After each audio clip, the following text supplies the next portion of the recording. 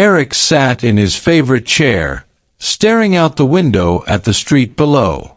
The soft hum of traffic mixed with the gentle ticking of the clock on the wall. It was a familiar sound, one that used to make him feel calm. But tonight, nothing could calm the storm in his mind. His thoughts kept circling around the same problem. Sarah.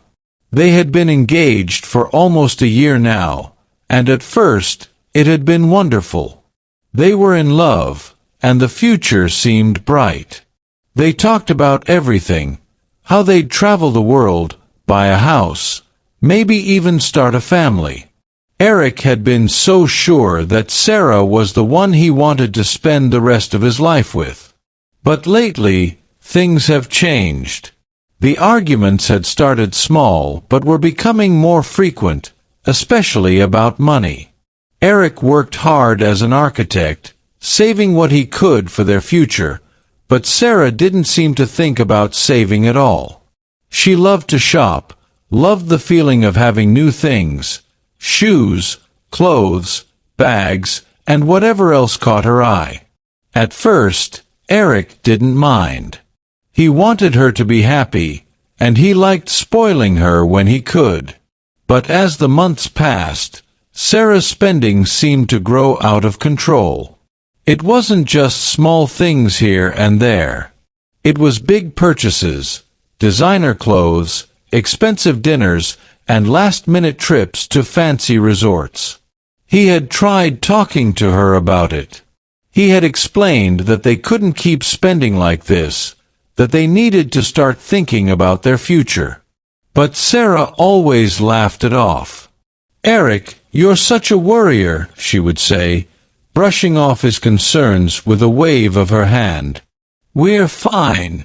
We have enough money, and we'll figure it out later." But Eric couldn't just ignore the problem. Every month, the bills piled up higher and higher. He had even started hiding some of the credit card statements, afraid that one day they'd spiral into debt and wouldn't be able to climb out. The last argument they had was the worst one yet. Earlier that evening, Sarah had come home with a brand new handbag, one that Eric knew had cost a small fortune. He tried to keep his voice calm as he asked her, "Sarah, do we really need another bag? We just talked about cutting back." Sarah looked at him with a frown. "Eric, it's just a bag. Why are you making such a big deal out of it?" "We've been over this," Eric replied, frustration creeping into his voice. "We can't keep spending like this. What about saving for a house? What about the wedding? We can't plan for our future if we're drowning in bills." Sarah crossed her arms and sighed, clearly tired of the conversation. "Why do you have to worry about money all the time? We're doing fine. You're acting like we're going broke." "That's not the point, Sarah," Eric said, running a hand through his hair. He was trying so hard to stay calm, but it was difficult when she refused to listen. "We need to think about the long term. You can't just keep buying things without a plan. We have to be responsible." She rolled her eyes, tossing her bag onto the couch. "Eric, you're being dramatic. We're not living in the 1950s anymore. People live differently now." Eric clenched his jaw, feeling the anger rise inside him. It wasn't just about the bag, it was about everything. He felt like they were on two different paths, and the more they argued, the more distant they became. How could they build a life together if they couldn't even agree on how to live day to day? "I'm not trying to control you, Sarah," Eric said, his voice softening. "I'm just trying to make sure we have a future. I love you, and I want us to be okay." Sarah stared at him for a moment, her face softening, but only for a second. Then she shook her head. "You need to relax, Eric. Life is too short to worry so much about money. I'm going out. I'll see you later." And just like that, she grabbed her keys and walked out the door, leaving Eric standing alone in their apartment. The sound of the door closing echoed in the empty space, and Eric felt a deep sadness settle over him. He sat down in the chair by the window, the one he always sat in when he needed to think. But tonight, thinking didn't help. No matter how many times he tried to work through the problem, he couldn't see a solution. Why couldn't Sarah see what he saw? Why didn't she understand how important it was to plan for their future? Eric wasn't trying to stop her from enjoying life. He just wanted them to be smart about it. He wanted them to have something solid to stand on, a life they could build together, not just one filled with things. His phone buzzed on the table. He didn't need to check it to know it was Sarah, probably telling him she'd be home late, like she always did after they argued. He ignored it, his eyes drifting back to the window. The street below was quiet, the lights casting long shadows on the pavement. Usually, the view helped calm him, but not tonight. Tonight, all he could think about was how lost he felt. He needed space. He needed to get away, even if just for a little while. He didn't know where he would go, but he knew he couldn't sit in this apartment any longer, drowning in his thoughts. Eric stood up and grabbed his jacket, shoving his phone into his pocket without checking the messages. He grabbed a small bag and tossed in some clothes, not thinking too much about it. He wasn't sure how long he'd be gone, but he didn't plan to be out too long. He just needed to clear his head. As he stepped out of the apartment and into the cool night air, a sense of relief washed over him. Maybe this was what he needed, a break from everything. A chance to breathe. Eric got into his car and started driving. The city lights faded behind him as he headed out toward the countryside. The roads were quieter here, and the stars were brighter. For a moment, it felt good to be away from the noise of the city, away from the weight of his problems. But even as he drove, his thoughts kept returning to Sarah. How had they gotten here? How had the love they once shared turned into this constant tension? He remembered when they first met, how carefree and fun she had been. He had fallen in love with her laughter, her energy. But now, all they seemed to do was argue. As the road stretched on, Eric's mind wandered further. Maybe they just needed time. Maybe things would get better once the wedding was over, once they settled into married life. Or maybe, his thoughts paused, darkening. Maybe they weren't right for each other anymore. Before he could dwell too long on that painful thought, the road took a sharp turn. Eric wasn't paying attention, lost in his thoughts, and by the time he noticed the curve, it was too late. The tires screeched as he tried to turn, but the car skidded on the gravel.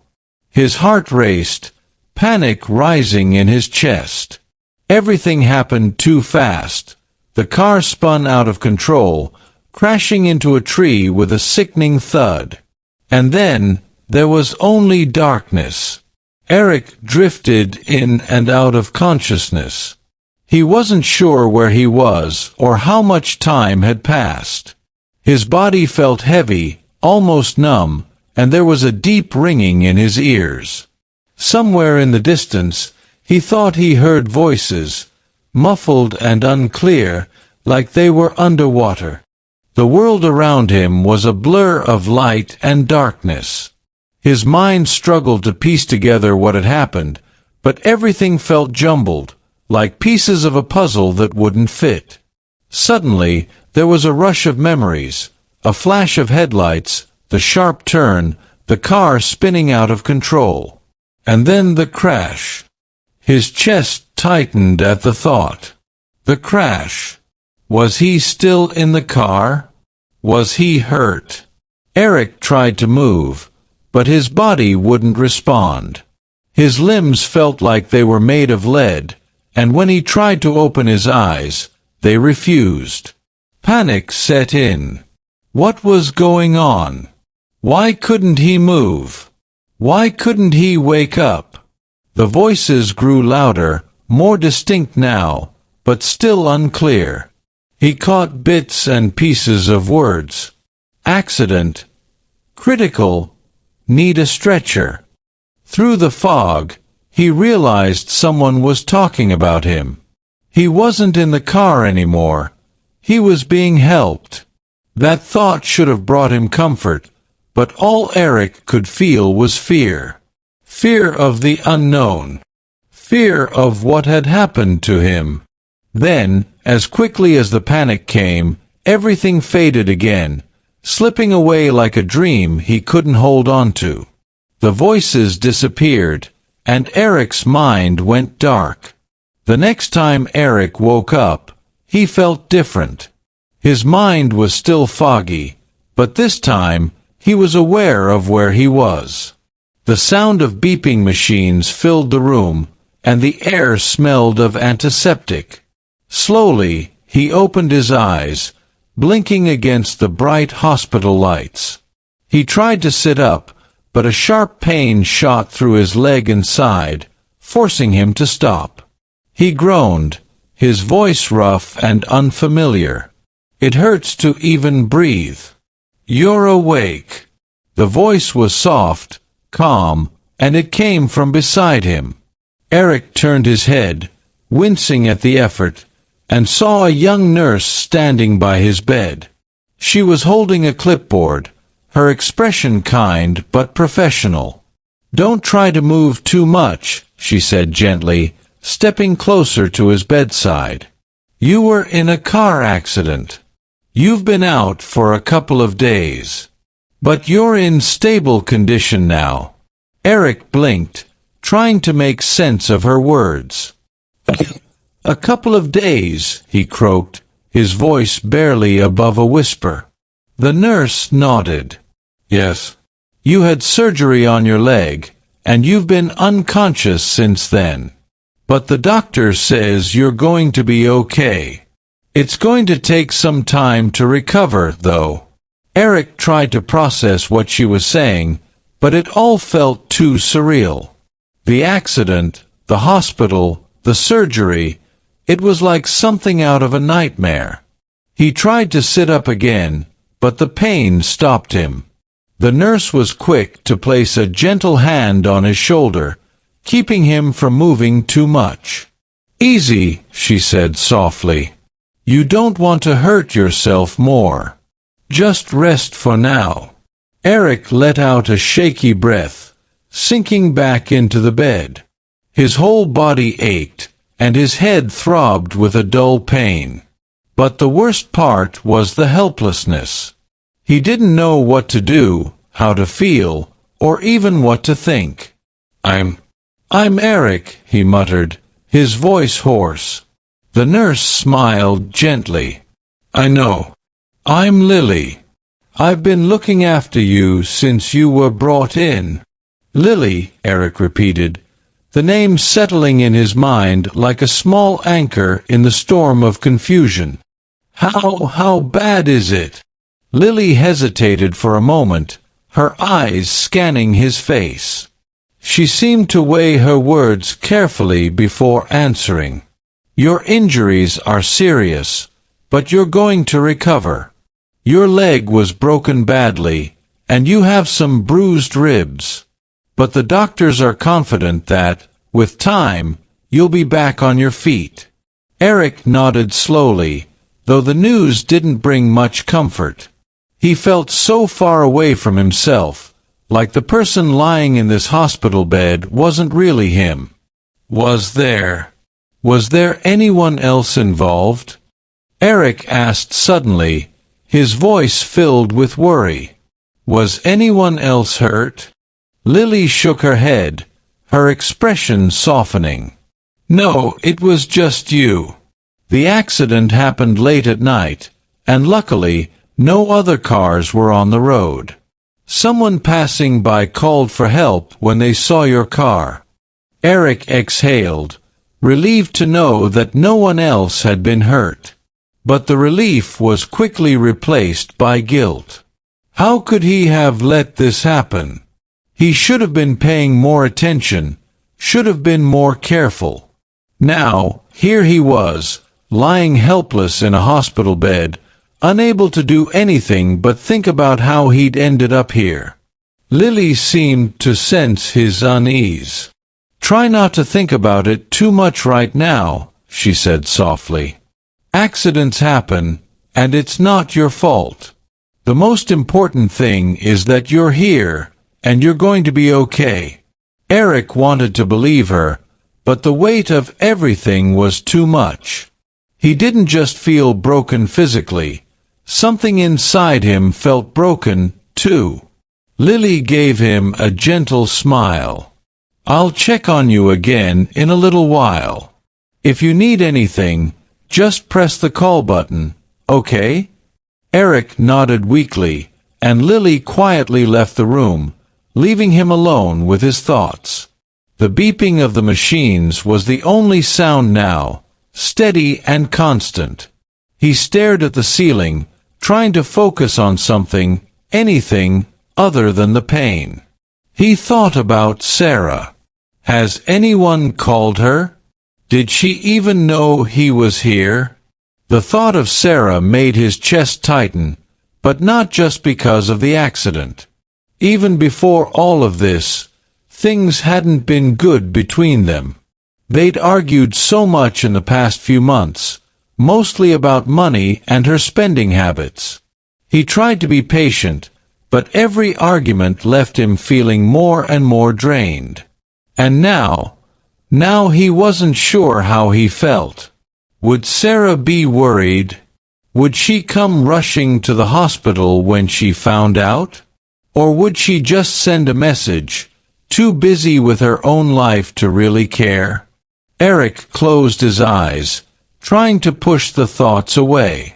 He was too tired to think about Sarah, too tired to think about anything. His body ached. His mind felt like it was spinning, and all he wanted to do was escape it all. Sleep came slowly, pulling him under like a wave. And for the first time since the accident, Eric allowed himself to let go, drifting back into the darkness where he didn't have to think or feel. The next morning, when Eric woke up, the pain was still there, but his mind felt clearer. He blinked at the sunlight streaming through the window, feeling more aware of his surroundings. His leg throbbed, and his ribs still ached, but at least he could think straight. A knock on the door brought him out of his thoughts. It was Lily again, her calm presence somehow comforting in the sterile hospital room. "How are you feeling today?" she asked, checking the machines next to his bed. "Sore," Eric admitted, his voice still hoarse. "But better, I guess." Lily smiled. "That's a good sign. The doctor will be by later to check on you, but for now, just take it easy. Recovery takes time." Eric nodded, though the idea of being stuck here for days, maybe weeks, made him feel restless. He hated feeling helpless, hated not knowing what came next. But as Lily moved around the room, taking notes on her clipboard and adjusting his blankets, Eric realized something. It wasn't just the hospital or the pain that bothered him. It was everything. The uncertainty, the questions he didn't have answers to, the feeling that his life had somehow spiraled out of control. And he wasn't sure how to fix it. The days in the hospital passed slowly for Eric. Every morning, he woke up to the rhythmic beeping of the machines and the soft shuffle of nurses moving in and out of the room. He was getting used to the routine, but that didn't make it any easier. His body ached all over. His leg was in a cast, and his ribs still burned with every deep breath. But the worst part wasn't the pain. It was waiting. Waiting for his body to heal, waiting for answers about his life, waiting for some clarity about what came next. His days blended together in a haze of medication, physical therapy, and restless thoughts. The only thing that seemed to break through the fog was Lily. Lily was different from the other nurses.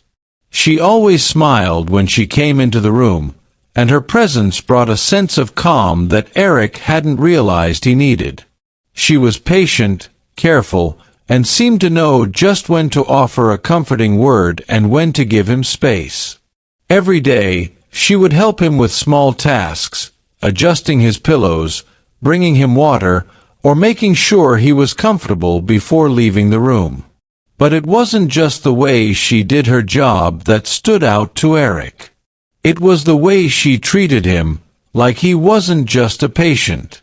She saw him as a person. One morning, as Lily came in to check his vitals, Eric found himself studying her more closely.